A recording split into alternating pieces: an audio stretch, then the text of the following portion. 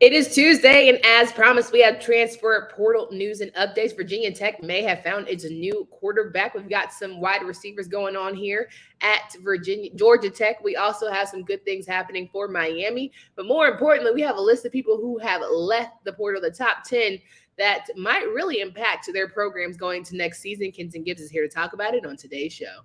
You are Locked On ACC, your daily podcast on the Atlantic Coast Conference. Part of the Locked On Podcast Network, your team every day.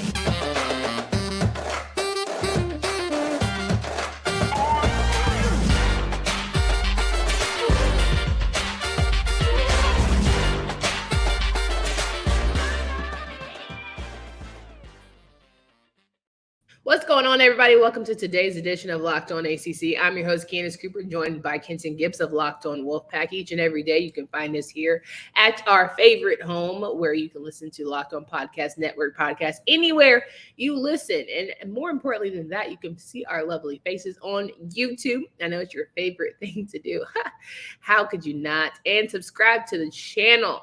We're almost to 1,000, so let's get it going. Kenton, how are you feeling on this happy Tuesday? I'm great as always. It's the day after Monday, which means we're one day closer to Friday. So we're all right. We're doing all right on my end. Oh, you got to count down like that? Oh, absolutely. Every week. Every single week. How many days are we away from Friday? I'm about to say, is it more so like holiday season makes you count down even more, or anything particular? That's just who I am as a human being. You know what I mean? I wake up every Monday and I'm like, you gotta attack Monday. You gotta attack. You gotta, because if you don't beat up Monday, Monday will beat you up. And then Tuesday is like, all right, now we done attack Monday. Let's go ahead and keep the momentum going for these next couple of days. And then Thursday, by about lunch, you're like, all right, we starting to wind down a little bit. You know what I mean? And then Friday, you in the money. You in the good zone there.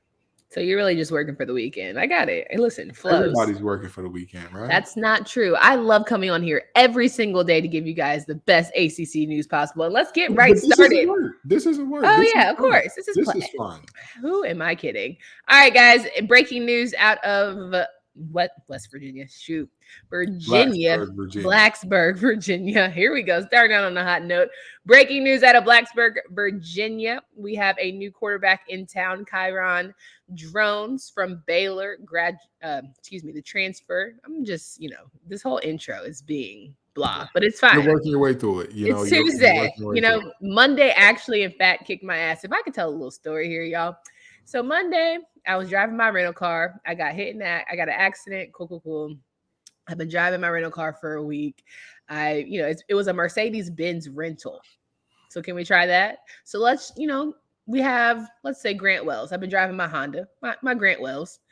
And after a while, I was like, okay, got hit. Cool. We're going to figure out things not really working for us. So then I got a little upgrade. I got a little drones. I got a little Chiron, right? I got a little Mercedes-Benz. And I'm over here thinking, greatest thing ever. Like, how am I not more excited about this? But I was feeling myself. But, the trickery is you never buy something nicer than what you already have, right? Maybe you work through what you already got. You learn to appreciate what you have. And come to find, there was a nail in my Chiron Mercedes-Benz, if you're following the analogy here. I had to get a whole new rental. And, we're back to square one of getting me a humble, nice little car. We make it do what it do and make it work. So for those not following, Kyron Drones coming from Baylor. He is a new quarterback coming into town for Virginia Tech. Could potentially replace Grant Wells, who had a very shaky first year out of Blacksburg. But now the Hokies are saying maybe this will work. Maybe this is a shiny upgrade. Or they're saying, hey, maybe we should have stuck with Grant all along. You like that? You liked how I did that? You like that? I mean, I don't know why you hoping for a flat tire on our boy Drones here, but with that being said, you can't give me no love, and that's crazy. With that being said, I am in the mode of I'm very confused as to what all the hype here is. Like, no offense, no disrespect to anybody. How are you gonna sit here and say, Candace, why are we talking about a nail? And then you're gonna sit here and say, what's the hype about? No, because listen, the nail is like an injury or something. Like, oh, the new upgrade. It's not an injury. It's just saying for a fact that you thought something was going to be really nice, and then it turns out it's like, nope. I don't know what all the hype here is, and no disrespect, but I will say this: I understand the optimism Because at the end of the day, any quarterback that's so bad, they make you say, oh, my God, oh, boy, Braxton wasn't that bad. Oh, hold on now. Wait a minute. Well, if Braxton you look at this season and the way Grant played, you might have said, Mr. Burmeister, can we figure this out? Well, and I'm gonna say this. This was, again, Coach Pryor was in his first year. They knew that this was not a situation where the cupboards were left field and he walked into a great situation where he was on third base.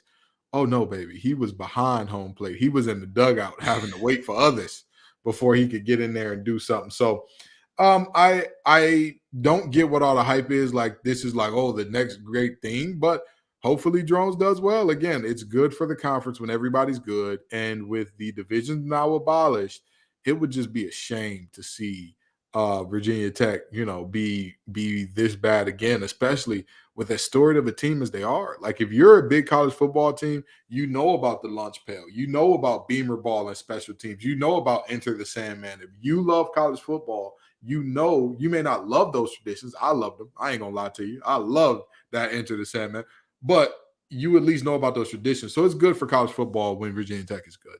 Especially the SEC. So is what you're trying to say, let's sum it up here. The bar is in hell for Virginia Tech, and I don't know why they're so excited about Kyron, but hey, he could be the man. It's Dante's nice circle. And, it's the lowest, deepest part. Okay. But with that being said, again, this is a situation that I'm looking at and I'm saying to myself, at the end of the day, this could be really good for this team. You know what I mean? This could be one of those situations where they're bringing in a really good player and making things happen with them. And, sure. And you hope that it isn't a Hendon Hooker all over again. But then again, we know they don't have a Hendon Hooker on that roster currently that you would be scaring away by bringing in a transfer that you would be potentially splitting time with. They don't have that. We all saw Hendon Hooker. I knew when they played the University of North Carolina, I said Hendon Hooker is the future. And if they abandon him, if they go away from them, if he is not the definitive starter from now to the end of his eligibility or when he decides to leave, they deserve what they got coming to him. And Fuentes deserved what he had coming. So, it'll be interesting to see. This episode of Locked On ACC is brought to you by Sling TV. Don't miss this week's matchup between all of your favorite ACC schools battling it out in our now basketball season in full swing. We also have a nice little bowl game between Louisville and Cincinnati. If you've been hip on the Fighting Satterfields, they are no longer that. They are going to try to do the best they can with what they got with their remaining crew and use Coach Brom to lead them to victory. They'll be there right there on Sling, the TV you love for a price you'll love to try. Try it today.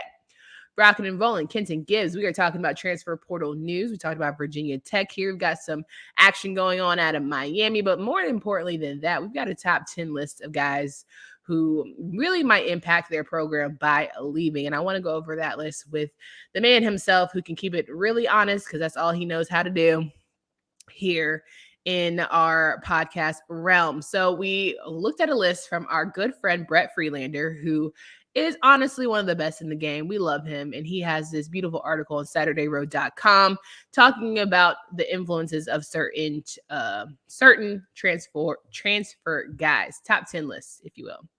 And so I'd like to go over it. Kenton, are you ready? I'm ready. Let's do it. Cool. So number 10 on the list, Fred Davis II. He is a cornerback out of Clemson. And while we do know that DJU has decided to take his talents elsewhere, K Clubbing is a nice little, easy step in, can do what it do.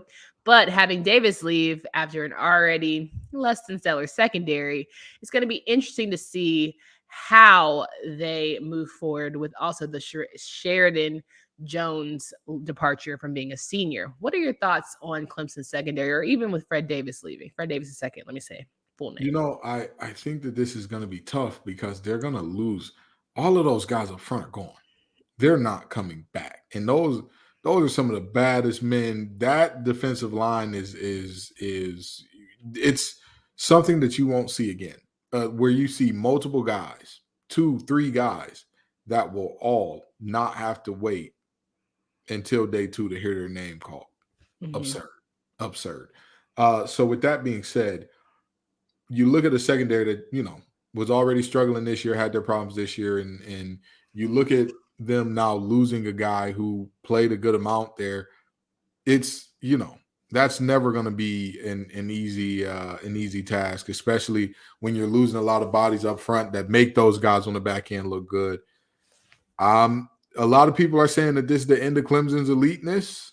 I don't know. Let's see. 100%. Well, I have some people that might take their talents over to Clemson. We're going to talk about that in just a second. They're coming from people that they might have just played here in a championship game. But first, this is insane, y'all. Omaha Steaks has cut prices 50% site-wide to make you the gift-giving hero that you always wanted to be. The holidays are here. Achieve gifting greatness when you give the gift of perfectly aged, tender, and delicious Omaha Steaks.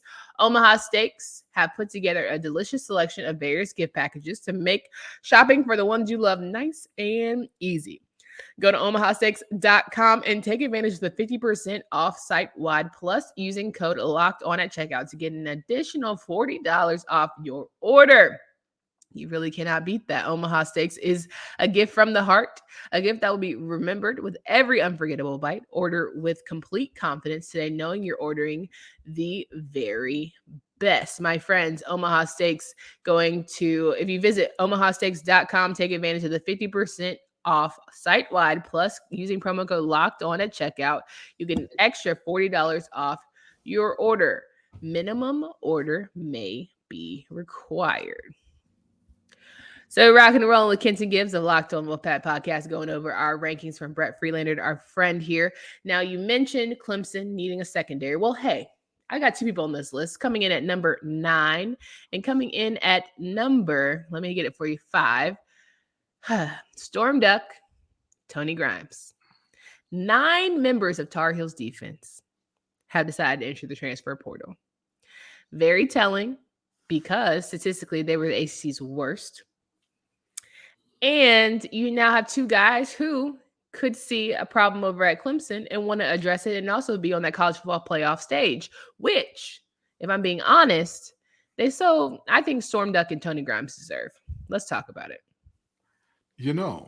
I look at these two and I just say to myself, it's so interesting.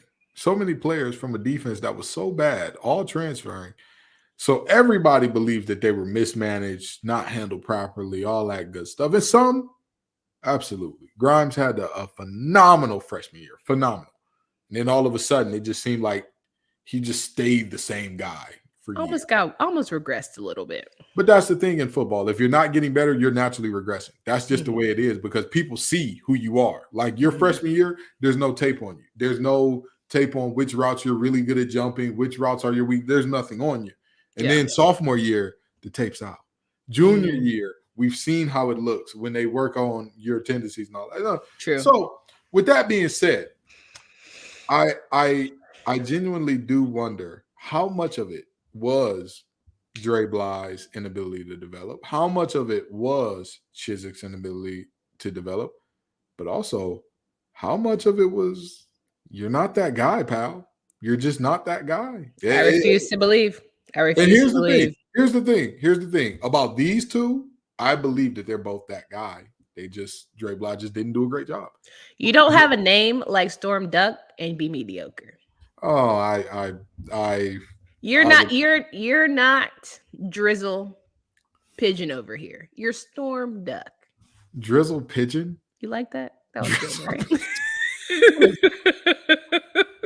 Listen, I think that these two are two of the guys that they were mishandled. But some of these other guys, I think that they have really nice stars and all that from these sites because they were really big or really physical or really fast in high school.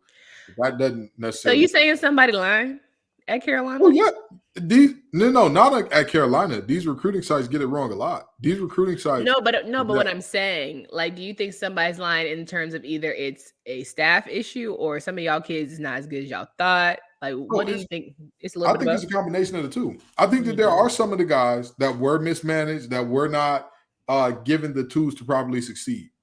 No ifs, ands, or buts about it. Sure. I think that, there's a lot of talk going around about, well, Dre Bly was only hired because Downs, because of his connection to Josh Downs, because Downs' father is his brother-in-law. And so they felt like, oh my God. if he got hired, that would be a deal there. Now, don't you know the tea? Now, wait a minute. No, okay. I mean, it's my job. It's my job. Don't you know the tea? Okay. I'm just saying, there are people who felt like that. I personally thought it was because he was a Mac Brown guy the first time around with Mac Brown. That's what I thought it was. But the connection to Josh Downs also has to be taken into consideration. And with Downs' little brother committing to, I believe it was Alabama. Did his little brother go to? Is his little brother going to? Sure. Okay, wherever his little brother ain't going to North Carolina, and that combined with the lack of player development, it's a question of how, again, some of these guys are not that guy. Some of these guys were fumbled, and Gene Chizik, Dre Bly and company got to take a deep look in the mirror, because again, at the end of the day, yes, there are some false 5 stars out there. Yes, there are some false 4 stars out there. You can't have one of the best recruiting classes in the ACC every year and not build upon that, not have those players as individuals turn into some of the best players in the ACC. And I know what you're saying. Well, hey, they won the Coastal, so they are one of the best teams in the ACC. No, I ain't say that none. Now, you ain't hear that come out of my mouth not once. No, you didn't. Well, I'm talking to the fans, because the fans like to jump me. The fans like to jump me. Every time I say something, the fans like to whoop on my head. So where's our man Willie at? Willie, if you're listening, because I know you watching the show and I know you want us to talk about Miami today, but it's just not your turn. We will mention them just a little bit here. But I will say, hey, North Carolina, if you are looking for a cornerback, maybe you look no further than Armani Chapman or Gavin Holmes, who are coming out of Virginia Tech and Wake Forest, 2 teams that, didn't exactly have the greatest seasons when you look at the grand scheme of expectations. I cannot talk today. Words beat us all up sometimes, but I'll tell you kicking my ass. I'll tell you this much. This is another pair of corners. They're a proven product. They've gone out there. They've done good things. At the end of the day, I don't think they're as talented as the first 2 that we spoke about, but I think that these 2 can be playmakers as well. I think that they're Power 5 football players. There are a lot of players that entered the transfer portal. I'm just like, hey, buddy, congratulations. Your team is probably going to be in the playoff next year. Not the college football playoff, but a playoff next year. The level you're going to, they got a lot of teams in that playoff. You're going to have a great time. But, these are 2 guys I could definitely see staying at the Power 5 level, if not the FBS at worst. Final cornerback I want to talk about on this list is out of Virginia, Fentrell Cypress. Other than quarterbacks, Cypress is the most accomplished ACC player coming out of the portal, and a lot of people are saying he is literally should be on first team, and he is that guy and all of the things. PFF, giving him all the accolades, led the ACC with 14 pass breakups. Good. North Carolina, if you're listening, we already got Cam Kelly from Virginia. Just saying, let's find another happy home, even though Cam is leaving, so he might not give a good report. But there's a lot. Don't let the details get in the way of the story. Don't let the little details. Minor beats. I think there's going to be a lot more shakeup at Virginia than we have yet to see. But I'm hoping that these guys do have another opportunity, because they are getting another year from NCAA. But I do hope that they figure out, happier homes potentially for them. In what was absolutely, in every way possible, on the field, off the field, in ways that are like flatly indescribable and go beyond sports. Mm-hmm. But this was a terrible year for Virginia. Yeah. And one of the abject bright spots was Cypress. Mm-hmm. He showed up. He showed out. He made it tough on teams. And the unfortunate part is, when you look at that Virginia defense, the answer was simple. It's not like, oh my God, what do we do? They're so good everywhere. It was, that guy's good. Don't throw at him. I would argue him and Nick Jackson were good. Everybody else. I'll say this. Nick Jackson wasn't on the level of Cypress, but he was good as well. I give that. But with that being said, you didn't look at that team and say, whoo, I'm pulling my hair out. I'm a little sleep before this game. Are you pulling your hair out? Okay. Folks were sleeping like babies. They were sleeping like babies before that game. Nobody was shaking in their boots. Nobody was got a good night's rest. They put on their best lemon pepper steppers because they knew they was going to be in the end zone celebrating soon enough. So. Woo, period. All right, guys, can we pause for a second? Okay, listen, are we paused? Great, because you got to try this. I'm talking about Built Bar's new reimagined flavors, cookie dough topper, coconut brownie, and coconut brownie topper. White chocolate peppermint granola is built to take on a granola bar, so it's filling and still insanely tasty. And candy cane brownie puff. Look, built puffs are like biting into the universe's most delicious cloud of marshmallowy goodness. Just sink your teeth into that first bite and you'll change your life forever. And the magical, wonderful time afterwards, I'm telling you, you got to get Built Bar. You're probably wondering which new flavor is my favorite. Well, simply, it's hard to tell. It's really an unanswerable question, to say the least. They're all unbelievable. And they're all different. So that's why I choose most times to order a mixed box and try all 5 flavors for myself. And I encourage you to do the same. Built, you got to try this. Get 50% off your order right now by using promo code LOCKED15 at built.com. So wrapping up the show here, talking about our potential list of transfers who are going to seriously impact, their teams going to next season. We mentioned some of the good ones here, talking from Brett Freelander's list.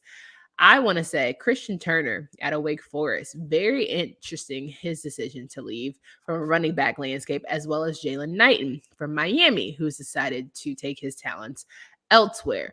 But we all know Miami struggled. We know that, a lot of Wake Forest's game is off of their quarterback and the throwing and not blah, blah, blah, blah, high-flying offense. Both of these guys deserve a happy home when it's all said and done. I think they're going to be better off for leaving. Running backs at Wake Forest, or not, let me not say running backs. Kenneth Walker III showed us that, like, something that if you don't know football at a very detailed level, you might not understand. While that long mesh is good for confusing defenses and making it hard on defenses in terms of all the things that you have to handle, it is an extremely simplistic running system that only allows for but so many things for a running back to do. Mm-hmm. So with that being said, what happened with Kenneth Walker III as soon as he left? He became a bona fide superstar. And even in the NFL, he has been a bona fide superstar, which he was not at Wake Forest. So, I'm going to tell you what, it's going to be a tough time to sell running backs on coming there, because if this latest back who's leaving goes on to become a Heisman candidate or something amazing, it's like, well, all right, what's going on here? Because this is funny, but not funny, haha, funny, weird. Yeah. And with that being said, Knighton out in Miami, he had some injuries this year, and this is a Miami team that is undergoing some, as Daryl Coley would say, it's being pruned and changed and rearranged. They are doing some things and moving a lot of different players up out that team. But I'm going to tell you this. In Mario, they trust. They're riding with Mario. But I'm going to tell you, Knighton is another one of those guys that if he goes somewhere and he becomes the new hotness wherever he goes, and this Miami team doesn't improve, there's going to be some folks looking like, hey, what's going on? So, I mean, Knighton was not healthy this season. It was a tough go all year for him. This was a tough go for Miami as a whole, but we'll see where this shakes out at. 1,000%. The number one on the list, we're going to skip, the rest of them. I really want to talk about Devin Leary and his decision to leave. Has he made a decision about where he's going yet? I heard the rumors of Notre Dame potentially, but has it been confirmed where he's actually going, if he's going at all? So, yes, he is. From what I heard, he's as good as going. He's as good as going. But he hasn't done the 20 paragraph, thank you so much for your time, I'm going to be doing whatever, I'm leaving, at the bottom of the last sentence. I'll tell you what, from what I've heard, the chances of him coming back are slim to none. And Slim, he got his hat on, he put his jacket on, he said, my crew, let's go. Now, is it because MJ Morris showed promise, or there was never an intent to keep him? I think that there is a combination of situations going on that are all like, it kind of just worked out in that way. So, for example, new offensive coordinator, new system. He's played in that same system for years. New offensive coordinators coming in. Allegedly, from what I'm hearing, Brennan Armstrong coming in to Raleigh I'm hearing that Brennan Armstrong to Raleigh is that's a good very as real gold. That's now why? Because did he work with Anae? Yes, Anae was his offensive coordinator at Virginia when they were putting up those crazy numbers. They were putting up those video game numbers, and Anae was the offensive coordinator. So, whoa, I'm not. I have heard that from multiple sources that is close to being a done deal as well. But with that being said, I've heard about the same amount in terms of Brennan Armstrong going to NC State as I've heard about Leary to Notre Dame. I am not going to say on either one, I'm 1,000% sure I bet my house on it, but I'm hearing that both are pretty close to becoming realities. So with that being said, I mean, if Devin Leary were to stay, you would have to legitimately win a quarterback competition with the new freshman hotness he may not be all the things that you are in terms of polished passer and super developed in all those ways. Mm-hmm. He can do more things than you with that football in his hand, period. And if we're talking about passing, he's dropped some in the bucket that his arm might be just as big as yours, Big Tom. His arm might be just as big. Is he more mobile? Oh, yeah. Yeah, MJ Morris is landslide more mobile than Devin Leary. No disrespect to Devin. Devin is a NC State great. He did plenty of really, really good things. We appreciate him for his time, but it's time to move on. But and that's the case there. And then you look at Brennan Armstrong and see, So do you want Brennan Armstrong for real? Because the joke is health wise. And that is why light shelling himself last year. And that is why if you look at it from this perspective, you got a couple different ways this could go, right? So let's say Brennan Armstrong does come in, MJ Morris wins the competition, Brennan is the backup. Now that ain't happening. Now that's not happening. But it could. It could. Realistically, it could. You don't bring a Brennan Armstrong to NC State to have him play backup to MJ Moore. You just don't. You let MJ develop and be a good secondary. That I'm sure that was one of your scenarios. And here is the other scenario. Mm-hmm. MJ Morris will still have, if he redshirted next year because he had to burn his red shirt this year, he would still have 3 years of eligibility left to be the starter, to be the guy, to be and that's a guarantee of 2 years of being the guy at a Power 5. You don't see that. You do not see that in this day and age anymore. So for him to come into that situation and say, hey, you know what? I may have to sit down for this year to develop, but after this year, there is no ifs, ands, or buts about it. I'm going to run this show. It's really crazy, Kenton, that you had this this entire time and you buried the lead and you had people listen to this entire show when you really had this all the time. We could have started the show with this. Brennan Armstrong going to NC State. Like, come on, dog. I really listen, I don't like to lead with speculation. And I'm gonna tell you this, it's more than speculation. My sources are some good ones because they've gave me some information before that's like, what? And then it panned out. But at the end of the day, I'm looking at this situation and I'm saying to myself, Devin Leary leaving NC State, it seemed like all but a formality after he got hurt and was out for the year, even before we saw anything out of Jack Chambers or MJ Morris. It seemed like, his now time. What Jack finna do? Oh, Jack's out of eligibility. He's done. He's gonna go get a job somewhere. He's on LinkedIn. Hey, don't worry, Jack. If you got a degree in engineering, baby, I hire engineers. That's Hashtag hiring LinkedIn jobs. I'm hiring. I'm always hiring, baby. That's what I do. Come on, plug. With that being said, he's gonna go on and live his life. But yeah, there's a lot of interesting situations that could play out there. Lots of interesting situations that could play out there, and Devin Leary being gone is a part of it. I mean, if Devin Leary were to come back, he'd be in a 3-way QB competition with, again, the new freshman hotness and a guy who's already worked with the offensive coordinator. I don't think that that's the situation he wants to be in. And this is an offense that's going to be completely retooling its wide receiver room as well, with their top 2 guys in Thayer Thomas and Devin Carter both leaving. So. Well, that left a lot of meat on the bone. I'm ready for tomorrow's episode. Too bad it won't be with you, but it sure enough will be with Mr. AJ Black. We'll have to hold this until we can see our heroes next time, ladies and gentlemen. I love Transfer Portal Tuesday. This might be a little thing there, Kenty. You might got something going on. But if you guys want to listen to the full episodes every single day, we strongly encourage you to listen to wherever you are enjoying your podcast. More importantly than that, please subscribe to our YouTube channel. For Candace Cooper and Kenton Gibbs. Until next time.